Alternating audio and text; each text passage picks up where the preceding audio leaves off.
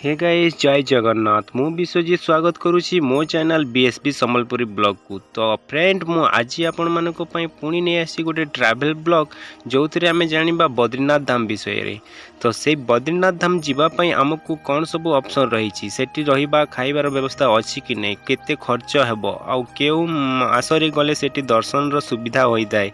तो सब संपूर्ण विवरणी मु वीडियो माध्यम रे जणाइबी। तो वीडियोटा स्किप न करी संपूर्ण वीडियोटा देखंतु। तो चलंतु वीडियोटा स्टार्ट करिबा। तो फ्रेंड प्रथम कथा हैला आमे हरिद्वार पहुँचीबा केमिति। तो फ्रेंड आपण मानक पई बद्रीनाथ पहुँचीबा पई दुईटी ऑप्शन रहुची। प्रथम ऑप्शन टी हैला ट्रेन।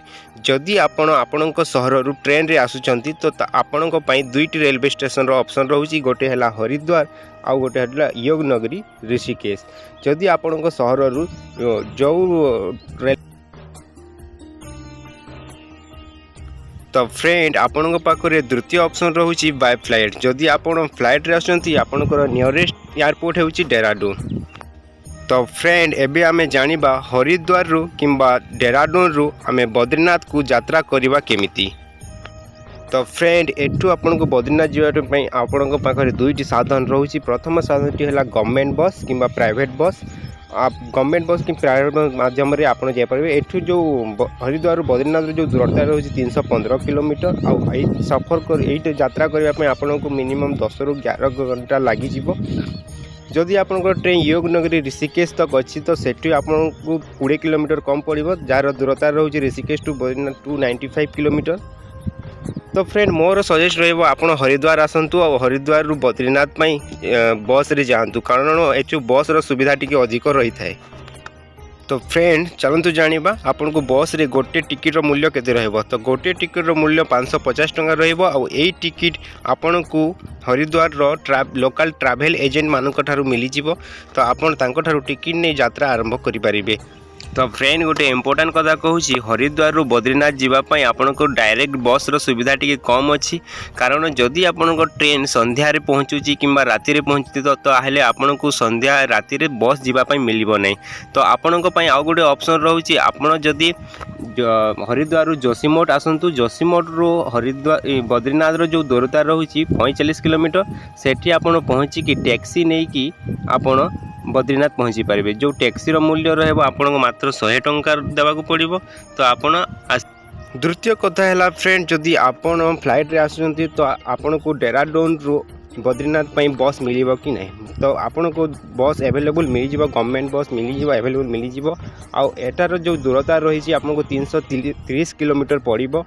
आ एटा सफर करबा पई आपन को मिनिमम 11 रु 12 घंटा लागि जिवो। तो एटा भी आपन आसी परिबे। तो फ्रेंड आपण मान पाखरे आउ गोटे ऑप्शन रहुची बद्रीनाथ पहुँचीबा जोटा है हरिद्वार रु आपन टैक्सी माध्यम जापर। जदि आपन फैमिली नहीं कि आसुचंती 4-5 जन कि आसुचंती आपन पर्सनल जाय चाहते तो आपन को टैक्सी अवेलेबल मिल जिवो, जार कॉस्ट रहइबो आपन को 6000 रु 7000 भितर पड़िबो। आपन को से डायरेक्ट नहीं बद्रीनाथ रे छाड़ी के आसीबो। तो फ्रेंड चलतु जानिबा बद्रीनाथ पहुँचला परे आपण रहिबे केमिति। आपण को पास सेठी तीनोटी ऑप्शन अछि। प्रथम ऑप्शन टी हैला आश्रम। ए आश्रम रे आपण को 100 रु 200 टंका नै कि आपण को 24 घंटा पय रहिबा पय सेठी सुविधा मिली जिवो। द्वितीय ऑप्शन टी रहउची आपणकर गवर्नमेंट रो गेस्ट हाउस अछि, जोटी कि आपण सेठी भी मध्य जाई कि रही पारिबे किंबा तंबू माध्यम रे आपण रही पारिबे। तृतीय ऑप्शन टी होउची डॉर्मेटरी, जोथि कि आपण पर बेड 45 टंका नहीं कि आपन को बेड मिली जिवो। जदि आपन बैचलर अछंती आपन मानक पई बहुत सुविधाजनक हेबो। तापर अछि प्राइवेट होटल मध्य अछि, जोथि कि आपनकर 400 टंका रु नहीं कि 3000 4000 5000 पर्यंत आपन को होटल रूम मिली जिवो। एटा डिपेंड करूची आपनकर यात्रा ऊपर, आपन केउ समय रे यात्रा करछंती सेते बेले रो कॉस्ट हिसाब रे एटा डिपेंड करूची। तो चलंतु एबे जानिबा। तो फ्रेंड इठी आपनकर खाइबा पीबार भी सुविधा अच्छी, जोटा कि आपन 80 टंका नहीं कि 150 टंका पर्यंत आपन को मिल जिवो। आउ सेति साउथ इंडिया नॉर्थ इंडिया सब माने। तो फ्रेंड आसंतु अभी आम जानिबा बद्रीनाथ भगवान विष्णु का दर्शन उपरे। तो फ्रेंड यही जो बद्रीनाथ मंदिर गेट खोला होता है मे मासरे अक्षय तृतीया समय रे, एवं एटा क्लोज होता है कार्तिक पूर्णिमा लास्ट माने अक्टोबर मासरे क्लोज होता है। तो फ्रेंड आपण मानक पई क्यों समय रे माने उचित दर्शन मिली पारिबो। तो आपण सेप्टेम्बर अक्टोबर मासरे आसतु आपणको पई दर्शन सुविधा एवेलेबल थाए। जदि आपण मे जून रे आसुचंती जून जुलाई मे रे मध्य आसुचंती तो आपणको पई दर्शन सुविधा टिके कम थाए, कारण से भक्त मानकर भीड़ लगी थाए, जो कि आपको बेसी टाइम माने वेट करने को पड़ी थे 2 घंटा 4 घंटा मध्य आपन को लगी जाई पारे। आउ सही समय आसिले आपनकर होटल मानकर रेट मध्य अधिक हो जाए थे, जोटि कि आपन गोटे गोटे रूम को पर बेड आपन को 1000-2000 टंका मध्य पड़ी पारे। तो मु आपन को सजेस्ट करी आपन अक्टोबर सेप्टेम्बर अक्टोबर मंथ भितर आसतु, आपण को दर्शन सुविधा हेबो। आपन घंटे 1.5 घंटा भितर आपन दर्शन करि पारिबे, आ जो आपन को होटल रो रेट मध्य टिके कम रहइबो। तो फ्रेंड चलतु अबे आमे देखिबा भगवान विष्णु बद्रीनाथ का कंप्लीट व्यूज, पूरा मंदिर व्यूज देखाइबी। तो वीडियोटा टिके भी स्किप न करी वीडियोटा को कंप्लीट देखंतु। तो फ्रेंड एटा चेक पोस्ट रही जो कि जो कौन सी गाड़ी आसले से चेकिंग करिकी भीतर को छड़ा।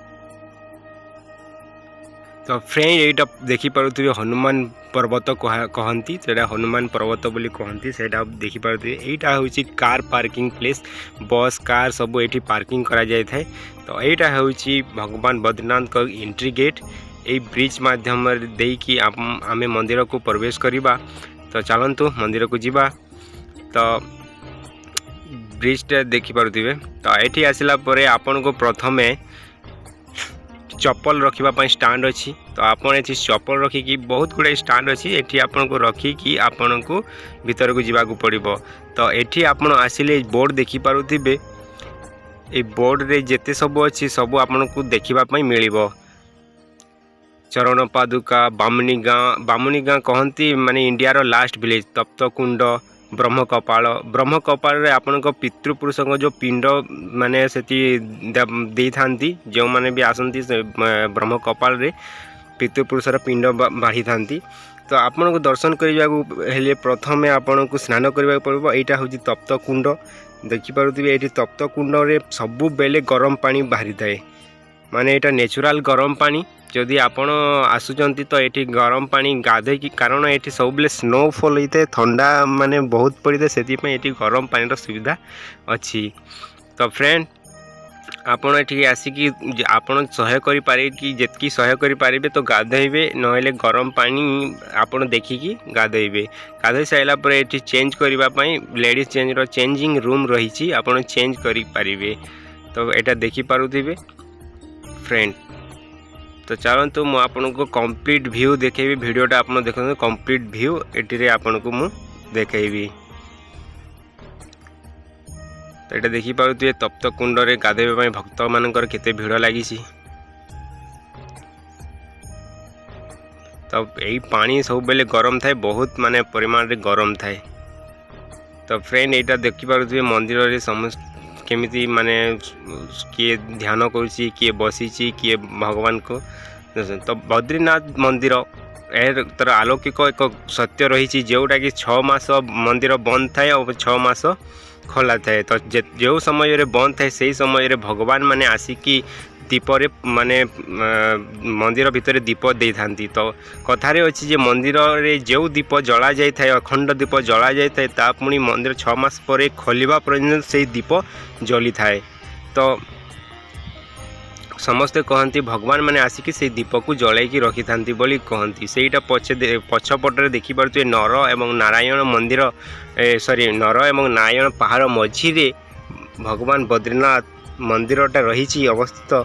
तो तार भ्यूजटा मते देखा केते भल लगुच। यहाँ देखिपे भक्त मानकर लाइन लगी माने दर्शन पाई। मंदिर 2 टाइम माने 2 थर खोला जाए थाए। गोटे टाइम है सकालू 12टा पर्यंत, पुणी 2:45 राति 12टा पर्यंत मंदिर खोला जाए थाए। यदि आपण सकालू दर्शन करेंगे तो भल, नहेले 2टारू 12टा पर्यंत आपण दर्शन करें। मंदिर चारिआडे देखि पारुथिबे तार व्यूज केमिति अछि।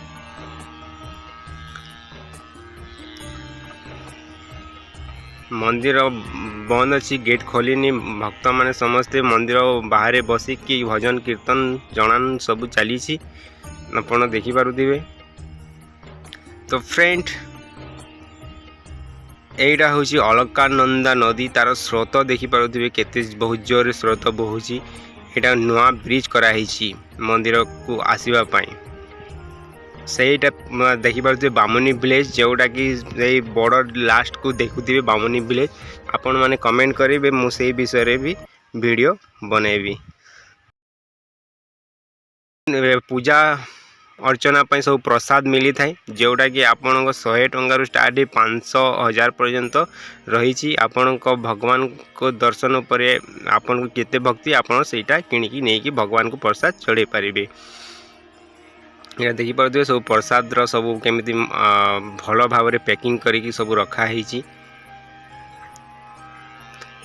तो फ्रेंड यहीटा देखिपे जो ग्लास लगी यहीटा हूँ काउंटर, जोटा कि आपण जब मंदिर भितर किसी पर्सनल पूजा रखी।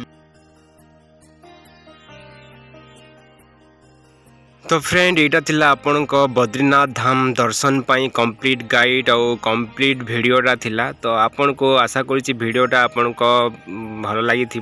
आपण को जदि फायदामंद लगुच तो वीडियो प्लीज लाइक करेंगे, शेयर करेंगे और मो चैनल को जो मैंने नुआ आछंती सब्सक्राइब करवा भूलिबे नहीं। तो मत आपण सपोर्ट दरकार। जदि वीडियो रे आउ किछि आपण जानिबा चाहउचंती तो कमेंट माध्यम रे जणाइबे, मु आउ भी डिटेल्स रे आउ थरे वीडियो बनाइबी। तो फ्रेंड रखुची, पुणी देखाबो आउ गोटे ब्लॉग रे। Thank you.